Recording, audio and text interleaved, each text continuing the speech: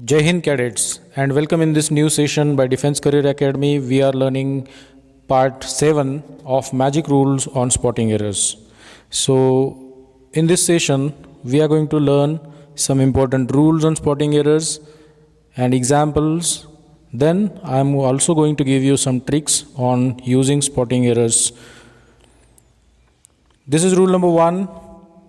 Here in this rule we are going to talk about repetition of two words having negative sense.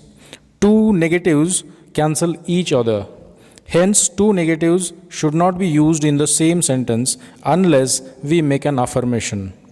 जब तक हम कोई affirmative part नहीं add करते तब तक हम दो negatives एक sentence में यूज नहीं कर सकते. As in the sentence in this example you can see, I have not got none. Here none is a negative word, not is also a negative word. Instead of none you will have to use any. I have not got any. Okay, I have not got anything. I have not got nothing. You cannot say I have not got nothing.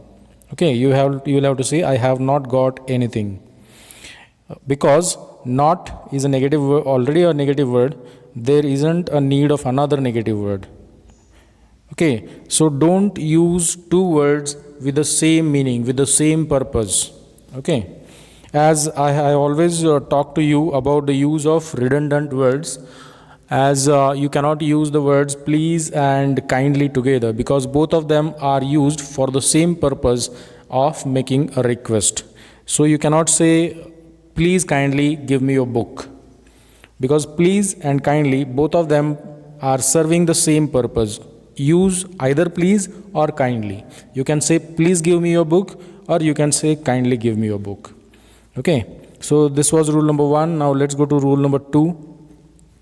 At present means at the present time, at the time of speaking. Okay, at present का मतलब होता है अभी, now, and presently means shortly. Presently means within a short time. Okay, means recently, in recent time. Shortly means recent time. Presently means in recent time. Present means at present means at the time of speaking, at the point of time in of speaking in present. अभी और presently का मतलब होता है हाल ही में. Okay, shortly, in recent time. These should not be confused. We should never get confused between these two expressions, at present and presently. Presently shows a duration, means in recent time, means हाल ही में. तो at present का मतलब होता है अभी, इसी समय पे. Okay, at a particular point of time. And here you can see the examples. The first example is nothing more can be done presently. Instead of presently, at present we'll have to use because अभी इस समय पे हम कुछ भी नहीं कर सकते. Nothing more can be done presently. Presently means is in recent time. Okay, shortly. That is not the correct expression in this context. इस context में presently ये correct expression नहीं हो पाएगा क्योंकि nothing more can be done presently. Presently here we need to use an expression which shows a particular point of time in present. So at present is the correct expression. In the second example, in the third example you can see he will come back at present. At present instead of at present we'll have to say presently, means हाल ही में आएगा आप वो. Okay, he will come back presently. So this is the difference between these two expressions. Never get confused between them. Now let's go to rule number 3. Here in this rule we are going to learn the difference between hard and hardly. Hard can be used as an adverb, as an adjective, but here we are going to talk in the context of using as an adverb. When we use the word hard as an adverb, it means diligently, strenuously, with more difficulty. Okay, and hardly has a negative sense. Hardly has a completely different sense. Hardly means not at all, scarcely at all. Means something negative we are going to talk about. Okay, hardly means not at all, बिल्कुल नहीं. Okay, hard का मतलब अलग होता है और hardly का मतलब अलग होता है। जैसे हम हार्डली, स्केर्सली, बेयरली, इन तीनों का भी मतलब एक ही होता है। All of them have the same meaning and the meaning is not at all. Okay, these two adverbial forms, hard and hardly, of hard must not be confused. We should never get confused between these two expressions. The first expression is hard and the second expression is hard, hardly. Okay, second is hardly. Now let's look at the first example. He tried hardly to win the race. Okay, here tried है, tried का मतलब होता है उसने बहुत कोशिश की। कैसे की कोशिश? हार्डली का मतलब होता है बिल्कुल नहीं कोशिश की। Okay, he tried hardly. Hardly का यूज़ भी अलग तरीके से होता है। Hardly is used in the beginning. Hardly did he try, अगर हमें नेगेटिव ही बात करना है तो हार्डली शुरू में यूज़ होता है और उसके बाद में जो है ऑक्सिलरी वर्ब आता है। Hardly did, then subject, then try, main verb, root form of the main verb. Okay, so hardly is not used like this. Okay, and he tried hard means diligently, strenuously, with more efforts he tried. बहुत कोशिश करके बहुत मेहनत से उसने कोशिश की, बहुत लगन के साथ उसने कोशिश की। He tried hard to win the race. So here instead of hardly we'll have to use hard, means with diligence, with strenuously. Okay. Now let's look at example number 3, which is incorrect. She has eaten hard anything today, आज उसने कुछ भी खाया नहीं। She has eaten hardly anything. Hardly का मतलब होता है not at all. Okay, so hardly use करना है हमें यहाँ पे, हार्ड की जगह हमें हार्डली यूज़ करना है। इस तरीके से भी हार्डली बीच में यहाँ पे आ सकता है। Okay, then let's go to rule number 4। Much is used before past participles and adjectives और adverbs of comparative degree. Much कब भी यूज़ करना है हमें? कंपैरेटिव डिग्री में यूज़ करना है। कौन से वर्ड्स के साथ? पास्ट पार्टिसिपल के साथ, ईडी फॉर्म के साथ, या फिर एडजेक्टिव्स के साथ और एडवर्ब के साथ। Much difficult, okay, much you means much harder. Okay, hard, harder, hardest, these are the 3 forms of adjective. Second form जो कंपैरेटिव फॉर्म होता है उसके साथ हमें मच का यूज़ करना है, पास्ट पार्टिसिपल के साथ, एडजेक्टिव्स के साथ और एडवर्ब के साथ। Very is used before the present participles and adjectives and adverbs of positive degree. Very हमें कब यूज़ करना है? पॉजिटिव डिग्री के साथ यूज़ करना है, और कंपैरेटिव डिग्री में यूज़ करना है मच। जैसे हम यहाँ पे देख सकते हैं example number 1 which is incorrect. The news is much surprising. Surprising is an adjective of positive degree.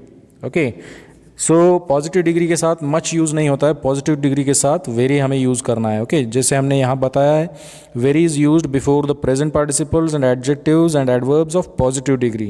Comparative degree के साथ हमें यूज़ करना है मच। तो यहाँ पे surprising is a positive, is the first form of the adjective, positive degree adjective, that's why much is not an appropriate word. The news is very surprising. Okay, I was very surprised, यहाँ पे ED form दिया है। Okay, ED form means it is past participle, it is not present participle. Okay, past participle के साथ, verb का जो past participle है उसके साथ हमें क्या यूज़ करना है? मच यूज़ करना है। पास्ट पार्टिसिपल के साथ, एडजेक्टिव्स के साथ और एडवर्ब्स के साथ। कंपैरेटिव डिग्री में, कंपैरेटिव डिग्री के जो एडवर्ब्स होते हैं उनके साथ भी हमें much. Instead of saying I was very surprised, we'll have to say I was much surprised at hearing the news. Now let's go to rule number 5. In rule number 5, we are again going to learn the use of hard and hardly. Hardly is an adverb which means rarely, whereas hard is an adjective which means tough or rigid. It is a hardly job. Instead of saying hardly job, we'll have to say hard job. Okay. So hardly is not an adjective, it is an adverb. Okay, we cannot use it with a noun. So with a noun we'll have to use the adjective form of the word hard. Okay, so it is a hard job. Here we are using it as an adjective. Okay, so adjective and adverb में जो difference होता है वो difference हम इस rule में देख रहे हैं. Okay, so earlier rule में कुछ अलग examples थे, अब इस rule में कुछ अलग एग्जाम्पल्स है. Now let's go to rule number 6. Ago is always used with past indefinite tense. Indefinite tense का मतलब होता है simple tense. Past simple tense के साथ हमें क्या यूज़ करना है? एगो यूज़ करना है। ओके, प्रेजेंट टेंस के साथ एगो यूज़ नहीं करना है। ओके, या फिर फ्यूचर टेंस के साथ भी एगो यूज़ नहीं करना है। एगो कब यूज़ करना है? Past indefinite tense, past simple tense. Okay, so if ago is used in a sentence, that sentence must be in the past indefinite tense. जैसे अभी इस एग्जाम्पल में आप देख पाओगे, he has come a month ago. Has come is present perfect tense because has plus V3 is used, and in present tense we don't use ago. He came a month ago. This is now the appropriate use of the word. Now let's go to the next rule, rule number 7. In rule number 7 we are going to talk about again presently and at present. At present means at this moment, and it is used with present tense. At present का कौन से tense में हमें use करना है? Present tense में use करना है। Okay, whereas presently and shortly are used for future. Presently और शॉर्टली का यूज़ कब होता है? फ्यूचर टेंस में होता है। पहले रूल में भी हमने देखा था, लेकिन यहाँ उस रूल में टेंस के बारे में बात नहीं हुई थी। इस रूल में हम टेंस के बारे में बात कर रहे हैं। एट प्रेजेंट सिर्फ प्रेजेंट टेंस में यूज़ होता है, और प्रेजेंटली और शॉर्टली का यूज़ होता है to show a future action, to show an immediate future action. Okay, हाल ही में कोई अगर घटना होने वाली है, कोई आने वाला है, तो हम इसका यूज़ कर सकते हैं। ओके, शॉर्टली और presently. Okay, so whereas presently and shortly are use for future action and generally used with future indefinite tense. Generally हम फ्यूचर इंडेफिनाइट टेंस के साथ हम प्रेजेंटली या शॉर्टली का यूज़ करते हैं, लेकिन एट प्रेजेंट का यूज़ हमें प्रेजेंट टेंस में ही करना है। जैसे इस एग्जाम्पल में आप देख सकते हो, presently he is in the room. Is a present tense, and with present tense we don't use presently. Okay, we'll have to use it with future tense. इसको प्रेजेंटली को हमें फ्यूचर टेंस के साथ यूज करना है। At present he is in the room. So confusion जो होता है हमें एट प्रेजेंट एंड प्रेजेंटली, इन दोनों के बीच में जो कन्फ्यूजन होता है, ये कन्फ्यूजन हमें बिल्कुल नहीं रखना है, क्योंकि सीधी बात है, एट प्रेजेंट का मतलब होता है at this point of time, at the point of time of speaking in present. Present में हम जब बात कर रहे हैं उस वही समय को हम एट प्रेजेंट कहते हैं। और प्रेजेंटली मीन्स हाल ही में अगर कुछ होने वाला है फ्यूचर में, और शॉर्टली अगर शॉर्टली कुछ होने वाला है तो हम उसके बारे में फ्यूचर में हम उसका यूज़ करते हैं, प्रेजेंटली या शॉर्टली का। Now let's go to rule number 8। Early means just before the beginning of anything. Okay, किसी चीज़ की शुरुआत होने से पहले। अर्ली का मतलब क्या होता है? किसी चीज़ की शुरुआत होने से पहले। And soon means just after a point of time. Soon means अभी हम किस चीज़ के बारे में बात करें तो अभी सून का मतलब होता है just before, immediately, at after this point of time. Okay, early means before anything began. Okay, so roses blossomed early this spring. Okay, so this is early this spring का मतलब होता है स्प्रिंग सीजन स्टार्ट होने से पहले, early. Okay, सो सून नहीं आएगा। Okay, the सून कब आता है? For example, I will soon complete the task. मैं अभी टास्क कंप्लीट कर दूंगा, अभी मैं जल्द ही टास्क कंप्लीट कर दूंगा, means immediately after this point of time. Okay, अभी मैं बात कर रहा हूँ तो इसके इमीडिएटली, इसके बाद में इमीडिएटली मैं एक टास्क कंप्लीट कर दूंगा। So I will immediately complete this task. So this is I will soon complete this task. In this way we can use soon, but early का मतलब होता है before some action. Okay, then now let's go to rule number 9. This is last but one rule in this today's session. The sentence which starts with seldom, never, hardly, rarely, rather or scarcely, जिन sentences में ये word, इन words का, जिन sentences की शुरुआत ऐसे word से होती है, seldom, never, hardly, rarely और scarcely, ये सभी वर्ड्स नेगेटिव सेंस वाले वर्ड्स है। seldom means has a negative sense, means not always. Seldom means not always. Never तो directly negative word है। Okay, hardly means not at all. rarely also says not regularly, not always. Scarcely also has the same meaning as hardly. Okay, so जब भी कोई sentence hardly, seldom, never, hardly, rarely या फिर scarcely से शुरू हो रहा है, उसके बाद में हमें इन्वर्स स्ट्रक्चर यूज़ करना है. इन्वर्स स्ट्रक्चर का मतलब क्या होता है? सब्जेक्ट जो होता है वो वर्ब के बाद में लेना है. ओके, वर्ब को पहले लेना है, बाद में सब्जेक्ट को लेना है. जनरली हम सेंटेंस में सब्जेक्ट से शुरुआत करते हैं. सेंटेंस की शुरुआत जनरली हम सब्जेक्ट से करते हैं, तो सब्जेक्ट को उठा के वर्ब के बाद में रख देना है. जैसे हम यहाँ पे एग्जाम्पल में देख पाएंगे, seldom I had seen. I had seen, इसमें आई सब्जेक्ट है, हैड सीन वर्ब है. ओके, तो हमें क्या करना है? हैड ये जो ऑक्सिलरी वर्ब है और सीन ये जो वर्ब है, इन दोनों के बीच में हमें इस सब्जेक्ट को रखना है. तो सेंटेंस आएगा seldom had I seen. Okay, hardly had I seen. Got it? तो सेल्डम के बाद में, हार्डली के बाद में, नेवर या फिर रेयरली, स्केर्सली, इनके बाद में जो स्ट्रक्चर आएगा वो इनवर्स स्ट्रक्चर आएगा. ऑक्सिलरी वर्ब या फिर whatever it is, if there is only one verb, उस वर्ब के बाद में आएगा. ओके, तो this was last but one rule. And now let's go to the last rule of today's session.